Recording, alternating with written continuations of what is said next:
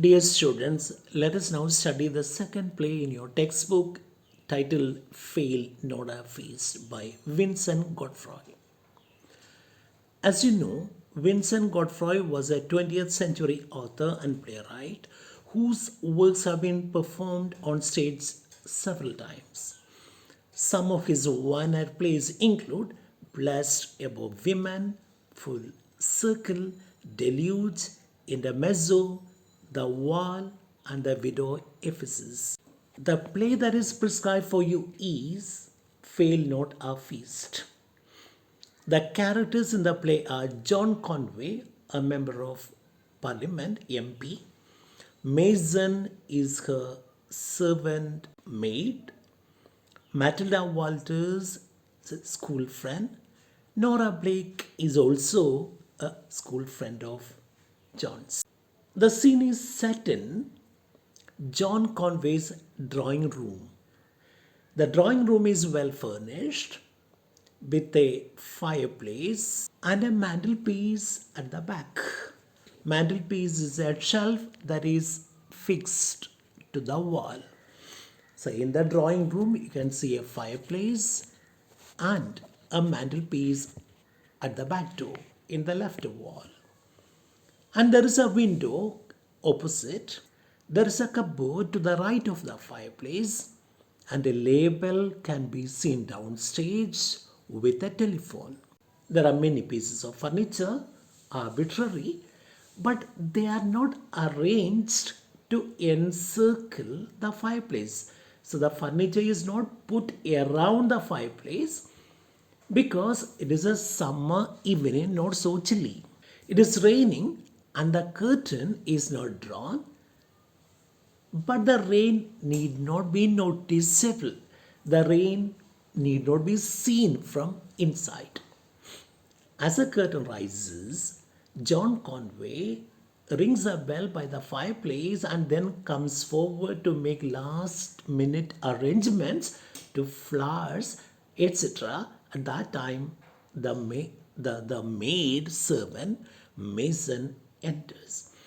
So we know that John Conway is expecting some guests, some visitors. So she is making last minute arrangements in the drawing room. Mason, the maid, comes in and asks John, her landlady, "You rang, madam. Did you call me?" But look at the way she speaks. She has a monotonous delivery. Monotonous, she speaks in the same tone, lacking in variety, spoken in a voice that does not rise and fall. She speaks in the same way, same tone, which sounds very boring. Mason, "You rang, madam." John, "Yes, Mason, I rang. I just want to know whether you found that sherry. Sherry is a kind of wine, Spanish wine."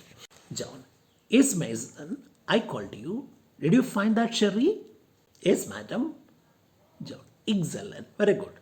I think it might as well be brought now." Now, John is telling the maid, very good, that she has found it. And she also tells her that better she brings it in and keeps it ready. Mason, "I did bring it in, madam." Mason has already brought it in, brought that sherry in. She says, "I did bring it in, madam. About half an hour ago, it's in the cupboard. I brought that sherry inside half an hour ago and kept it in the cupboard." John is very happy with the servant, very much impressed, and she tells Mason, "Oh, wonderful, splendid, Mason. You always seem to be one move ahead of me. One move, one step ahead of me. How are things in the kitchen? Proceeding according to the plan, I hope." "You always seem to be one step ahead of me, one move ahead of me." John is praising her servant because she always does things without being asked to do. She is very good. Even before the landlady, her mistress, asks her to do something, Mason does her work. She will have done something before being asked to do it by her mistress. So she is praising by saying that, "Oh, Mason, you always seem to be one move ahead of me." How are things in the kitchen? Proceeding according to the plan? How are things in the kitchen? Are they going as per the plan? Mason says, "Oh, yes, I think so, madam. It should be going according to the plan. At least Peggy is singing the jewel song from Faust."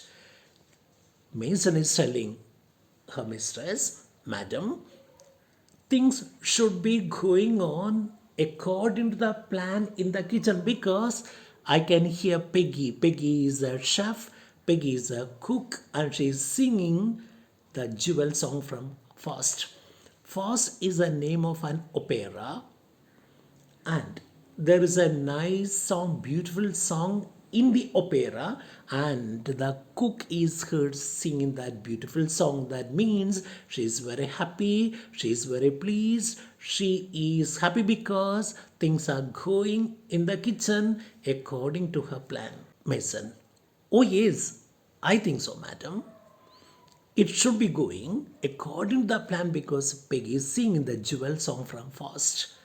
And when she sings that jewel song, one can usually understand that everything is well." So hearing her sing, I understand that things are going on as per the plan. Otherwise, she won't sing this song. John, a sort of success theme song, I think. Now, John says her jewel song is a kind of success theme song because whenever she finds success, whenever Peggy finds success, she sings a song. That means it's a kind of success theme song. And what did she sing? I wonder when things go wrong. Now John has got a doubt. John is asking Mason, "May I know what Peggy sings when things do not go as per the plan? Or does she sing some songs when things do not go wrong or things do not go as per the plan?" Mason, "I'm sorry to say, madam, I'm sorry to say that when things go wrong, she stops singing and begins to shout at everybody." Mason says, "Peggy does not sing any song when things go wrong. Instead, she starts shouting, she starts yelling. So when one hears her yell and shout, it will be very clear that things are failing, things are not going as per the plan. Now we can be happy because things are going on in the kitchen according to her plan because she's singing." John, "Does she? Does she shout? Oh, then she must be quite an artist." John has got something to say about artists in general. She says, "Oh, Peggy yells, shouts when things go wrong, then that shows that she's a very good artist." Mason doesn't understand the meaning of what John is saying, so she's asking, "Madam, what do you mean?" John explains it. John says, "So many singers, Mason, are in reality shouting when they believe themselves to be singing." Mason, I know that many singers are in reality shouting when they believe themselves to be singing. So many singers do not know the difference between singing and shouting, according to John. So John is criticizing singers in general by saying that many of them do not know when they are singing, when they are shouting, or rather they do not know the difference between singing and shouting, and when they shout they think they are really singing, or when they think they are really singing they are in fact shouting. So many singers in reality shouting when they believe themselves to be singing. Peggy, my cook, clearly, evidently knows the difference, so that shows that she is one up to her. She is better than She's better than, Peggy is much, much better than other artists, other singers in general because she knows the difference. Difference between singing and shouting. That shows that she is, which is one up to her. That shows that she is better than others. One up to her means to be up, to be a point or move or step ahead of someone else. So John is trying to say that Peggy is better than other singers because she knows the difference between shouting and singing. Mason, I don't know about that, madam. So Mason says, I don't know whether she knows the difference or not. I don't know about that, madam. She sings a semitone flat. Semitone is a musical interval between the adjacent notes of a keyboard instrument. So Mason also knows something about music. So she tells her mistress she sings a semitone flat, but she always shouts in tune. John, how odd, how strange. I must come and listen, Mason. So she seems to be a wonderful singer. So one day I should come and listen to her singing. Mason, madam, I wouldn't advise it, madam. Oh, I wouldn't suggest, I wouldn't recommend it. Wouldn't you? Perhaps you know the best, you generally do. Oh, you don't know? I mean, you don't recommend? You won't advise me to listen to her singing? Oh, perhaps you know best because you have a very good knowledge of music, so you can judge easily, you can judge well. Perhaps you know best, you generally do. Mason tells her landlady, Madam, by nature I am critical. I am nothing if not critical. By nature I am critical. Whenever somebody sings, I always find fault with that. I criticize the style. I am nothing if not critical.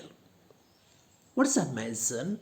Madam doesn't understand the meaning. So she says, what does it mean?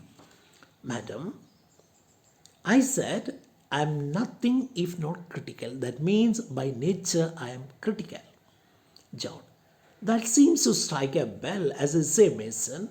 Hearing what Mason says, John replies, oh, when you say that you are nothing if not critical, that reminds me of something.